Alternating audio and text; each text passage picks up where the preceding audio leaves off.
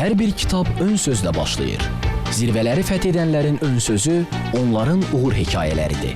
Olimpiya hərəkatında keçdiyimiz əsrə bərabər yol, Zəfər kitabının vərəqlənən hər bir səhifəsi şanlı tarix, böyük qələbələrimizin möhrüdür. Bu bizim missiyamızdır.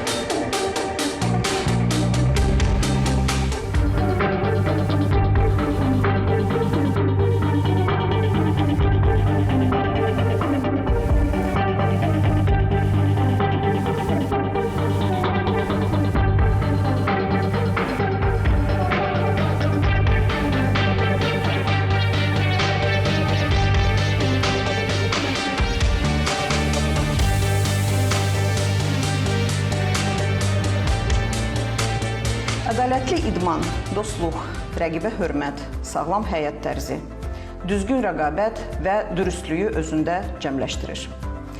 Fəxrlə deyə bilərik ki, bugün ədalət prinsipinə sadiq olan idmançılarımız nümunəvi çıxışları ilə dünyada seçilirlər.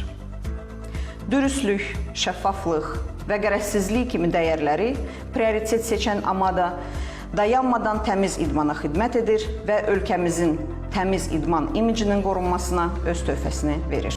Dəmiyə xanım, xoş gördük sizi. Necəsiz? Sizi missiya verilişində görmək çox xoşdur. Təşəkkür edirəm dəvətinizə görə. Siz Azərbaycan idmanının imicinin formalaşmağında sözsüz ki, çox böyük əhəmiyyət kəsb edən bir fiqursuz və sizin bu icra etdiyiniz missiyadan istəyərdim biraz danışaq. Təşəkkür edirəm. Azərbaycan idmanının inkişafı və olimpiya hərəkatının genişlənməsi, ölkəmizdə sağlam həyat tərzinin təbliği, gənclərin idmana cəlb edilməsi və beynəlxalq arenada uğurların artırılması baxımından mühüm əhəmiyyət daşıyır. Bu prosesdə Azərbaycan Milli Antidopinq Agentliyi AMADA vacib rol oynayır məncə. Agentliyin fəaliyyəti yalnız dopinqa qarşı mübarizə ilə məhdudlaşmır, həm də ədalətli və şəffaf idman mühitinin formalaşmasında böyük rol oynayır. AMADA demişkən, AMADA'nın icraçı direktoru olaraq bu qurumun fəaliyyətindəki özəlliklərdən də biraz danışaq. AMADA'nın əsas məqsədi idmanda dürüstlük, şəffaflıq və ədalət prinsipləri qorumaqdır. Agentliyin fəaliyyətində fərqləndirici xüsusiyyətlərdən biri onun sistemli və çoxşaxəli yanaşmasıdır. Biz antidopinq siyasətini yalnız nəzarət və sanksiya mexanizmi ilə yox, həm də təhsil, profilaktika və maarifləndirmə istiqamətlərində əhatə edən kompleks bir sistem kimi həyata keçiririk. AMADA'nın fəaliyyətində şəffaf idarə etmə, beynəlxalq standartlara uyğun prosedurların tətbiqi, eləcə də idman federasiyaları, səhiyyə, hüquq mühafizə orqanları və media ilə sıx əməkdaşlıq mühüm yer tutur. AMADA'nın ən böyük üstünlüyü isə yalnız qayda pozuntuları aşkar etmək deyil, onların qarşısını almağa yönəlmiş qabaqcıl tədbirləri davamlı şəkildə həyata keçirilməsidir və bu da nəticə etibarı Azərbaycan idmanının saflığını və beynəlxalq arenada etibarlılığını təmin olunmasında xidmət edir. Bəs bu sahədə problemlərlə üzləşirsiniz. Misal üçün, dopinq deyəndə insanda istər-istəməz zəhim, xof, gərginlik hissi yaranır. Bəli, bu sahədə öz mahiyyətinə görə həm məsuliyyətli, həm də çox çətin bir istiqamətdir.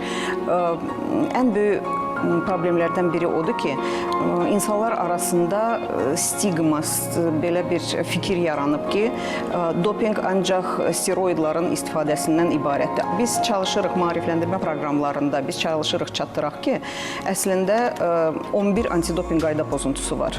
Onların arasında, məsəl üçün, idmançı tərəfindən qadağan edilmiş maddə və ya qadağan edilmiş üsuldan istifadə və istifadə cəhdi var. Sonra, məsəl üçün, test testdən yayılmada ya testdən imtina etmək o da bir antidopinq qayda pozuntusudur. Sonra antidopinq qayda pozuntusuların arasında məkan məlumatının pozuntusu var. Bunu çoxsu dərk eləmirlər ki, bu baş versə 4 ilə qədər sanksiya oluna bilər və bütün idman karyerasına böyük bir zərbə vura bilər. Çətinlik ondan ibarətdir. O çətinlikləri aradan götürmək üçün biz maarifləndirmə proqramları aparırıq və çalışırıq idmançılara, idmançı köməkçi heyətinə və idman federasiyaların rəhbərliyinə çatdıraq ki, 11 qayda pozuntusunun hərəsi qayda pozuntusudur və sanksiya ilə nəticələnə bilər. Eyni zamanda WADA-nın Azərbaycan təmsilçisi funksiyasını yerinə yetirirsiniz. Biraz da bu barədə istəyərdik danışasınız. Bəli, amma da Dünya Antidopinq Agentliyinin WADA-nın ölkəmizdə belə demək olar ki, rəsmi təmsilçisidir. Ölkəmizdə antidopinq siyasətini həyata keçirən ilk və yeganə qurumdur AMADA və bu həm böyük məsuliyyətdir, həm də mühüm ehtimaddır. Biz fəaliyyətimizi qlobal antidopinq sisteminin bir parçası kimi beynəlxalq standartlara tam uyğun şəkildə qururuq və AMADA-nın WADA ilə əməkdaşlığı sayəsində Azərbaycanda tətbiq olunan bütün prosedurlar, testlər, təhsil proqramı, qaydalar və s. və məlumat mübadiləsi beynəlxalq tələblərə uyğun aparılır.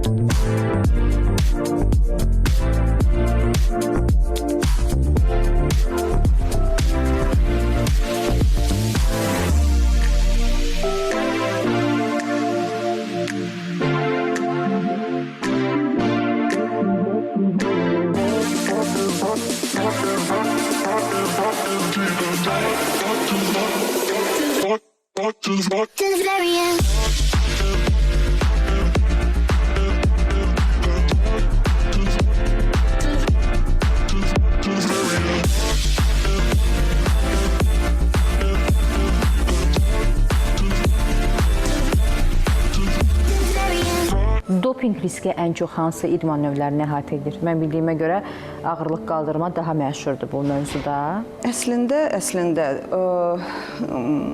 Ümumdünya statistikası var və Ümumdünya Antidopinq Agentliyi bu statistikanı hər il dərc edir. Və biz belə bir risk assessment deyilən bir prinsip var. Ona uyğun olaraq biz öz milli deməli test bölüşdürmə planını ona uyğun qururuq. Dünyada ən riskli 3 idman növü sayılır. Yüngül atletika, velosiped idman növü və boks. Biz Azərbaycanda hər il risk assessment təzədən keçiririk və ona uyğun olaraq test bölüşdürmə planı, milli test bölüşdürmə planını ona uyğun olaraq qururuq. Ümumiyyətlə dopinqa aid olan dərman, preparatların sayı günü-gündən artır. Ən zəif dərmanın belə stimullaşdırma təsiri var. Əslində belə bir siyahı var. Qadağa olmuş dərmanların, preparatların siyahısı var. Hər il WADA onu yeniləyir və cari ilin oktyabr ayında hamıya göndərir. Biz alan kimi Azərbaycan dilinə çeviririk gələn il üçün.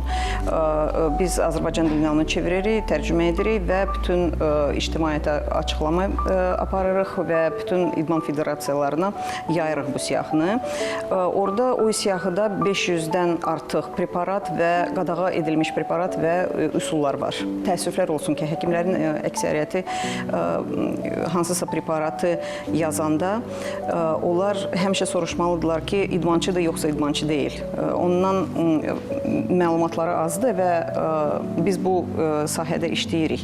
Məsəl üçün, hansısa bir xəstəliyə görə sidik ovucu yazılır idmançıya. Bəli. Bu sidik ovucu furosemid məsəl üçün. O qadağa edilmiş preparatların siyahısındadır. Həkim bilməyəndə ki, qabağında idmançıdır, o preparatı deməli təyin edir. Ancaq sonra isə bu idmançının karyerasını tam məhv eləyə bilər. Bu yaxınlarda biz çalışacağıq ki, qadağa olmuş siyahı bütün həkimlərə açıqlansın və idmançıya hansısa bir preparat yazanda onlar bilsinlər ki, bu qadağa edilmiş siyahıya daxil olmuş preparatdır. Bəs doping tərkibli preparatların ən çox istifadəsi statistikaya görə hansı ölkələrə aiddir? Yenidən də deyim ki, hər il Ümumdünya Antidoping Agentliyi belə bir deməli statistika üzrə hesabatı dərc edir. Məsəl üçün 4 ölkə aparıcı ölkə sayılır. Məsəl üçün Hindistan, Rusiya, ABŞ, Fransa, İtaliya və s. Ancaq bunu da vurğulamaq lazımdır ki, bu ölkələrdə əhali sayı çoxdur. Ona görə testin də sayı çoxdur. Test sayı da çox olanda aşkarlama da çox olur. Bildiyimiz kimi uzun müddətli rekordlar var ki, onların şəffaf formada həyata keçməyinə, dopingsiz həyata keçməyinə kim zəmanət verə bilər? Əslində Dünya Antidoping Agentliyi 1999-cu ildə yaranıb və ondan sonra dünyada 30-a yaxın antidoping laboratoriyası yaranıb, hansı ki WADA tərəfindən akreditə olunur və bütün nümunələr dopinqa bu laboratoriyada yoxlanılır. WADA-dan əvvəl nə olub, ona heç kim məncə zəmanət verə bilməz. Ancaq WADA yaranan müddətdən sonra deməli bu laboratoriyalarda dünya rekordlar, sonra olimpiya çempionların nümunələri uzun müddətli saxlanılır. 10 il ərzində saxlanılır, 10 ilə qədər saxlanılır və nəyə görə? Məqsəd ondan ibarətdir ki, hansısa yeni doping 10 il ərzində tapılırsa, həmən nümunələr o dopinglara deməli yoxlanılır və doping tapılsa, o qızıl medal idmançıdan alınır. Ləğv olunur. Ləğv olunur. Çox maraqlı və şəffaf bir əslində prosesdir. Bəli. Bütün qeyd olunanlarla birlikdə həm də sizin pedaqoji fəaliyyətiniz də var. İstəyərdik biraz da bu barədə danışaq. Mən əslində Amadaya rəhbər kimi gələndən əvvəl 8 il İdman Akademiyasında tədris və elmi işlər üzrə prorektor kimi çalışmışam. Orada pedaqoji fəaliyyətim də olub və 2016-cı ildən əslində ora gələndən biz antidoping fənnini bütün ixtisaslara əsas fən kimi kurikuluma deməli daxil etmişdik. Çox vacib məqamdır. Çox vacib məqamdır. Mən həkim olduğuma görə fiziki reabilitasiya və idman tibbi üzrə dərs deyirdim.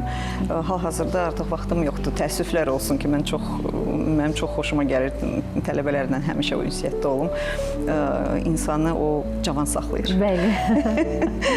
Enerji dolu olur. Bəli. Bayaq qeyd etdiyiniz kimi həkimlər arasında belə maarifləndirmə işləri gedir. Bəs idmançılar arasında necə? Bu istiqamətdə bir işlər görülür? Bəli. Amadanın əslində bir neçə istiqamətdə fəaliyyət aparılır. Ən mühüm istiqamətlərdən biri təhsil istiqamətidir və idmançılar arasında idmançı köməkçi heyəti, həkimlər, fizioterapevtlər, məşqçilər və s. və idman federasiyaların rəhbərliyi arasında biz bu təhsil tədbirləri aparırıq. Onlara seminarlar da aiddir, webinarlar da aiddir, outreachlər və s. və s. Əslində biz bu ildən başlayaraq biz yeni strategiya yaradırıq. 2026-cı ildən başlayaraq 30-cu ilə kimi və biz təhsil strategiyanı çox ciddi şəkildə dəyişdirəcəyik. Nəyə görə? Gələn il 2026-cı ildə Amadanın artıq 10 ili tamam olur və biz analiz apardıq və gördük ki, biz istəyən nəticə təhsildən təəssüflər olsun ki, indiyənə kimi almamışıq. Ona görə biz təhsil strategiyamızı tam dəyişdiririk və daha dərin, daha effektiv şəkildə qurmağa çalışacağıq. Bununla əlaqədar idman federasiyalara müraciət etdik. Hər federasiya 2 nəfər təlimçi deməli ayırdı bizim üçün. Biz onlarla TOT aparmaq fikrindəyik. Ondan sonra daha dərindən bu təhsil işləri federasiyalarda aparacağıq. Sizinlə danışmaq çox xoşdur. İstəyərdik ki, idmanımızın saflığı naminə çalışan bir insan kimi idmançılara nə tövsiyə edərdiniz? Əslində tövsiyə vermək nə qədər düzgündür mən bilmirəm, amma mən istəyərdim arzu edərdim ki, idmançılar təmiz qələbədən təmiz qələbə ilə fəxr eləsinlər. Ona görə ki, biz çalışırıq təmiz idmançıların hüquqlarını qoruyaq. Dünya antidoping arenasında Azərbaycanın fəaliyyəti və istəyərdik ki, inkişafından da danışaq. Bugün AMADA artıq regionda da tanınan, təcrübəsi və peşəkar yanaşması ilə seçilən qurumlardan biridir. Qeyd etdiyim kimi, gələn il AMADA'nın 10 ili tamam olur və biz birinci dəfə belə böyük bir nəticəyə nail olmuşuq. Mart ayında Azərbaycanda Ümumdünya Antidoping Agentliyinin regional simpoziumu, Avropa üzrə regional simpoziumu keçiriləcək. Azərbaycan deməli host country kimi seçilmişdi bu simpoziuma və bu yaxınlarda bildiyiniz kimi Gənclər və İdman naziri cənab Fərid Qayıbov UNESCO-nun baş qərargahında idmanda dopinqa qarşı beynəlxalq konvensiyasına tərəfdar konfranslarının 10-cu sessiyasında sədr seçilib. Bu da Azərbaycanın beynəlxalq antidoping arenasında ən böyük bir rola nail olmağını təsdiqləyir.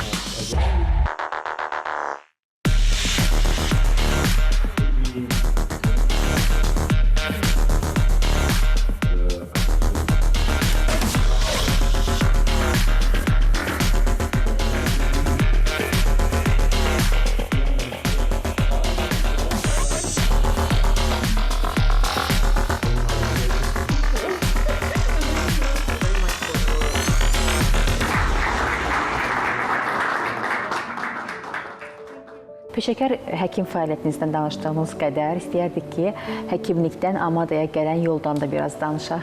Bilirsiniz, həyat elə mürəkkəbdir ki, mən heç vaxt fikrimə də gətirə bilməzdim.